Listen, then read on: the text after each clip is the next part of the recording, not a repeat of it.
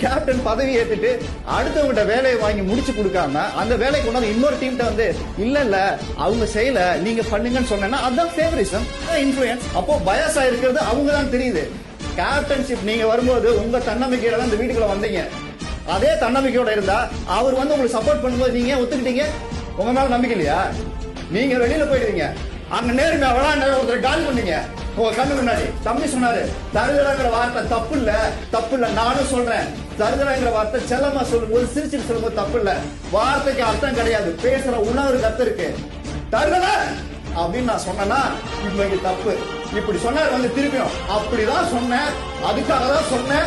அவ இவங்கிற வார்த்தையை நீங்க செல்லமா பயன்படுத்தலாம், ஆனா அவ இவங்கிற வார்த்தைய கோபமா நீங்க பயன்படுத்தும் போது வீட்டுல 1000 பேர் இல்ல, அதே கோடிக்கணக்கான பேர் வீட்டுல டிவி பார்த்துட்டு இருக்கான். அந்த குழந்தைக்கு தெரியாது தருதல அப்படிதான் பேச அப்படிதான் அப்படின்னு சொன்னா தப்பா தெரியாது. அந்த தப்பதான் சொன்னேன், நீ பேசுறது தப்புன்னு இப்பவும் சொல்ற. அவரு அந்த நேரத்துல அந்த உணர்வுல அந்த கோபமா பேசுறது தப்பு.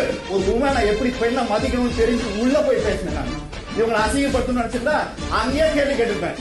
அப்பவும் சாரி சொன்னாங்க, உடனே அக்செப்ட் பண்ண. தரக்குறைவாவோ வார்த்தைகளை நான் பயன்படுத்தினதில்லை. ஆனா இதே இந்த வீட்டுல பாலாஜி எத்தனை விதமான வார்த்தைகளை இந்த வீட்டுல பயன்படுத்தி இருக்கும் போது அது அவங்க கண்ணுக்கு சரிப்பட்டு இருக்கு. Because you like it. உங்களை கேப்டன் இருக்காரு. இதுதான் எனக்கு சொன்னேன்.